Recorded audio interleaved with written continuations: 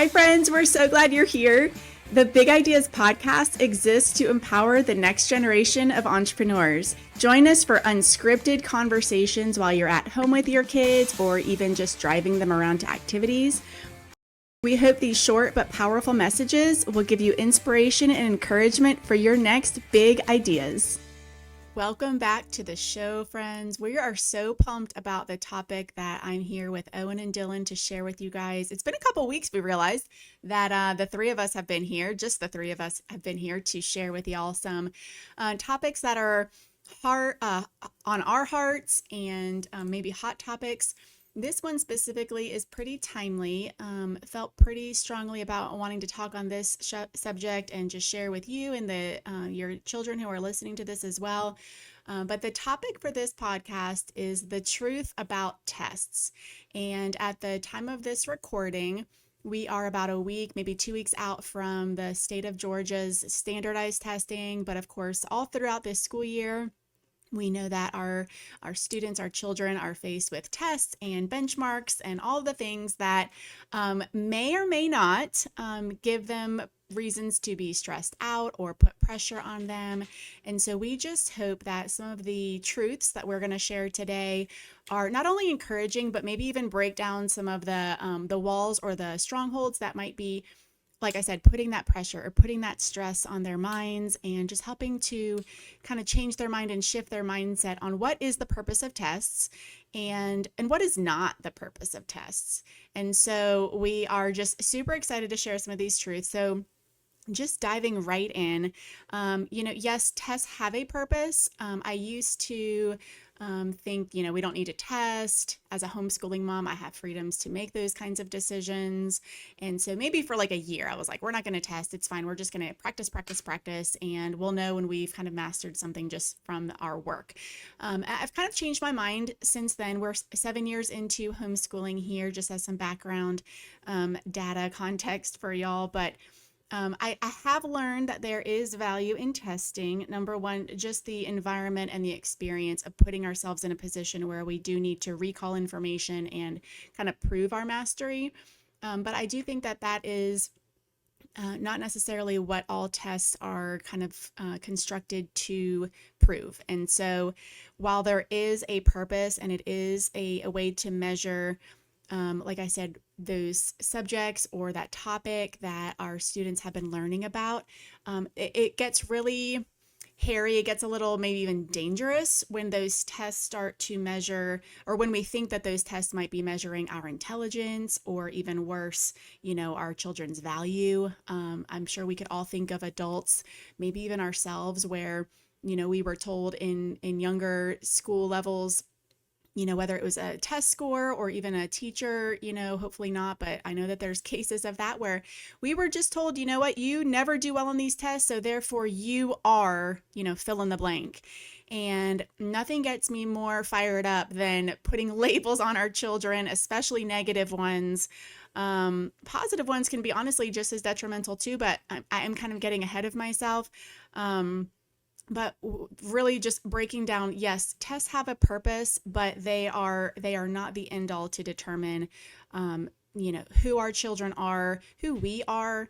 And so Owen's going to kind of jump right into truth number one. And we're just going to kind of keep rolling through these, but we called truth number one the purpose, so the purpose of the test, and we were kind of just getting into it, but it's to show what we've mastered and also what we need to practice more.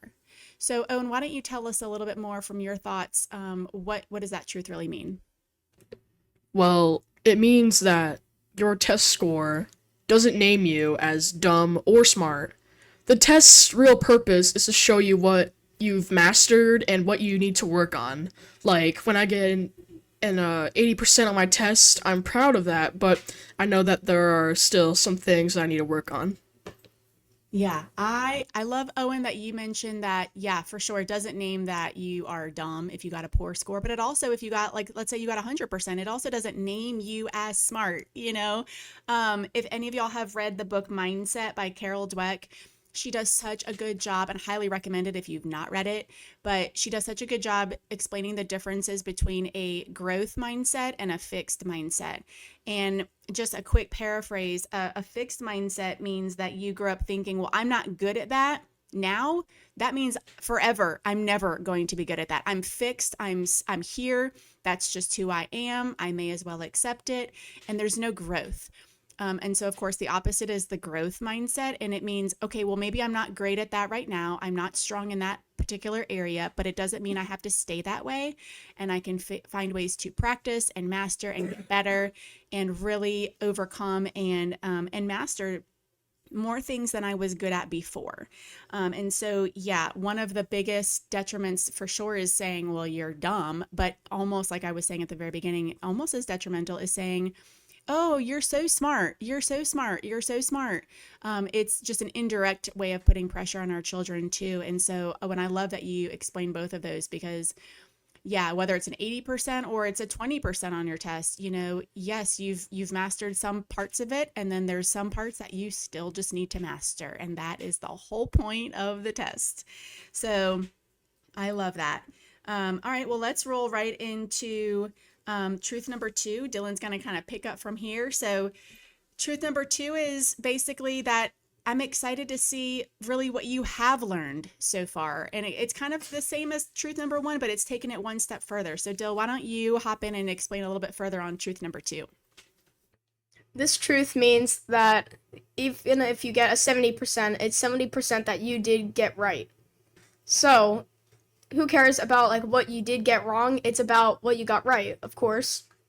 Yeah, so basically like just focusing on the positive side of it, right, Dill? So like you use the 70% as an example. We're not focusing on, oh, I was 30 points away from a perfect score. Like, no, you got 70% right. Like, let's talk about that. And taking that step even further, I mean, our family, we've mentioned this before, we're big believers in rewards. We love working hard and then rewarding ourselves. And so, Dill, what are some of the rewards that we like doing after we test? No matter what the score is, what are some things that we like to do? Just quick little family rewards to acknowledge that what we've completed. I love TCBY, and every now and then we'll go get Chick-fil-A milkshakes. It's like always very good. I would always get the cookies and cream flavor. It's so good. I love that. We do love a good milkshake day. Yeah, so just, yeah, I love that. We're excited to see what you have learned so far. This isn't about what you haven't learned or what you're getting wrong. This is about what you've gotten right, what we can celebrate, and then going back to truth number 1, then again, what do we still need to master? Hey friend, I wanted to take a quick pause to ask if you've taken the quiz yet to find out what type of dreamer are you. It's super important to discover what's working for you, but also some things that may be keeping you from really pursuing your greatest purpose. It takes just 2 minutes to find out if you're the skimboarder, the sunbather, the sandcastle builder, or the surfer babe. So jump over to dreamerquiz.com and be sure to share your results and tag me in it. Now back to the show. So let's keep moving on. Truth number 3. Owen, why don't you take over for this one? We're talking about the truth of what is important to me is that you've done your best. Like for real, done your best. Not like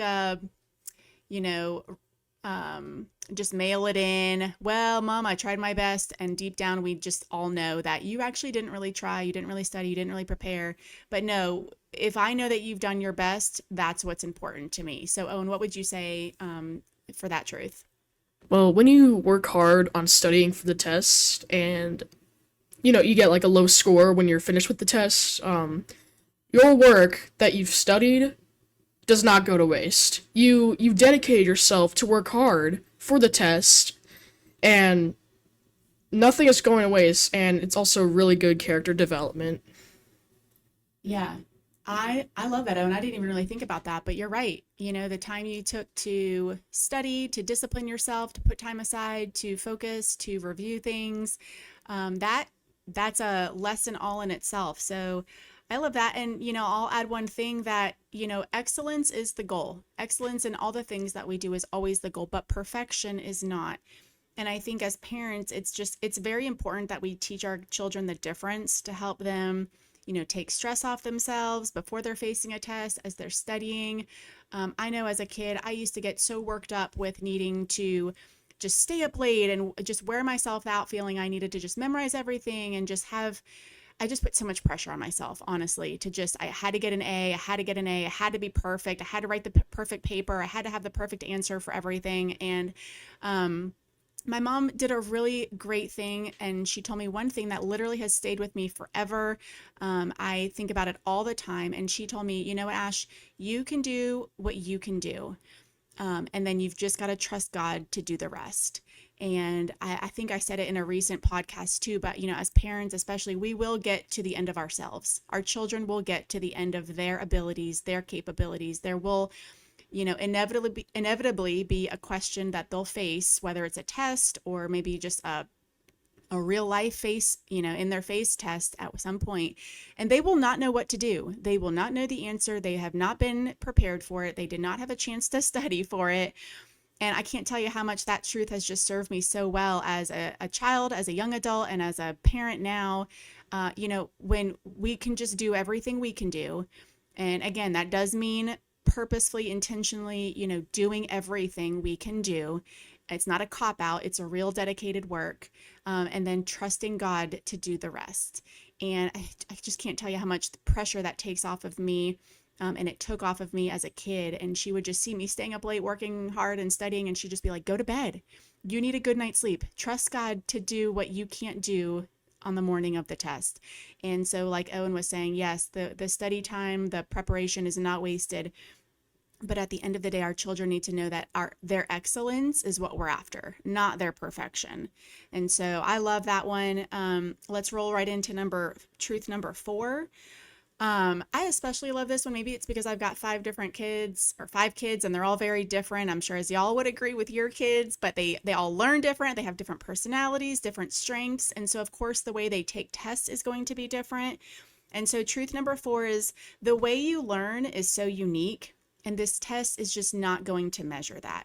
But as your parent, I know you better than that. And so I'm not looking for the test to identify who you are. And so this point really hits home for me. Like I said, each of my children's learning style is different. I'll even go so far as to say we probably could all agree that some kids and adults we're just not good test takers. Tests are designed by a very standardized system. And oh my goodness, if we're going to try to put our kids in a standardized system, we better be prepared to be not standardized. I don't really know how else to say that, but I mean, I'll use my husband as a perfect example. He's always quick to say he was terrible at taking tests, but I can also say we'd probably all agree, for those of y'all who know Andy, I mean, he is a legit rocket scientist. He's one of the most brilliant, if not the most brilliant person I know. He is a problem solver to the T. He's so resourceful. If there's a problem, he will solve it. And he's a hands-on, he's an applications, he's a visual, he's a, let me make this a real life scenario type of a learner. So a test booklet, a sheet of paper with bubbled in answers, that standardized testing procedure is just not meant and made for every single person. And so, as our children see us applauding their uniqueness and making sure that we are seeing them and celebrating them as who they are and not who the test score says they are, I just think, that's just such a great reminder as they are, facing these tests and facing these circumstances where they need to necessarily prove what they've learned or what they're doing. And one quick note on that too, speaking of standards, I know the standardized testing system itself has been pretty controversial. I know for the state of Georgia, there's actually a Facebook group called Opt Out Georgia. For anybody that's interested in just ongoing conversations about our rights as parents for our children, whether we're a homeschooler, public school, all different kind of schooling options out there. But if anyone's interested in joining those conversations about Georgia's milestones and just different benchmark tests and things like that, it's a really great resource out there. So, all right, guys, let's wrap up this conversation. What would we say about truth number 5? So truth number 5 kind of encompasses everything. It's basically, you are so much more than your test score. At the end of the day, tests are going to come and go.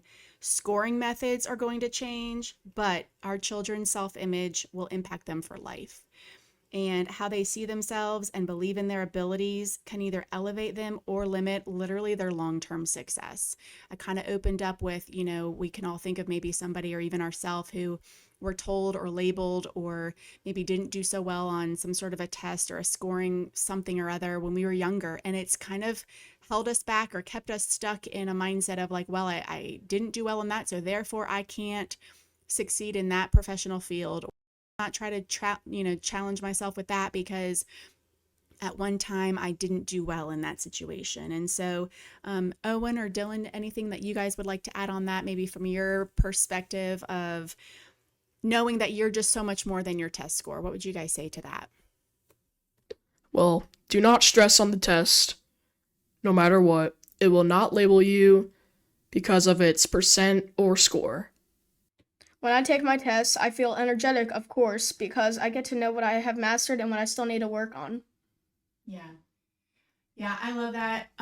You guys did so good just nailing these 5 truths. And, I'll just wrap it up and say, as parents, we are the first and the final voice for our children, especially when it comes to building their self-image. And so, whether it's the classroom with these tests that we've kind of talked about, or even in the dining room, just remembering that we need to make the most of every opportunity, right? To help them learn the life skills, the lessons, yes, the actual educational content, but most importantly, just building their self-image, helping them realize what's most important for today and for the long term. And, so as y'all are, maybe some of you have already taken your test. I know I'm going to be administering my children's standardized test in about 2 weeks. So whether you've already done your test or you're about to be getting into your testing week, we will be thinking of y'all. We'll be cheering you on. We'll be just keeping the most important things, right? Which we can all agree, hopefully after this podcast, that it is not your test score. And maybe we'll all meet up for Chick-fil-A milkshakes or TCBY or some fun reward at the end of it all too. But we hope you all have enjoyed this episode. It's been super fun kind of dissecting the truths about tests, and we look forward to talking with you again soon. Bye. Thanks again for listening, friend. We would love to hear what is really speaking to you in today's episode. It means so much to us, and we would love for you to take a screenshot of you listening to our podcast, share it on Instagram and Facebook. Definitely tag me in it so I can reshare it. Our kids especially really love hearing what you're getting out of our show, so it really means the world. Thanks again for joining us.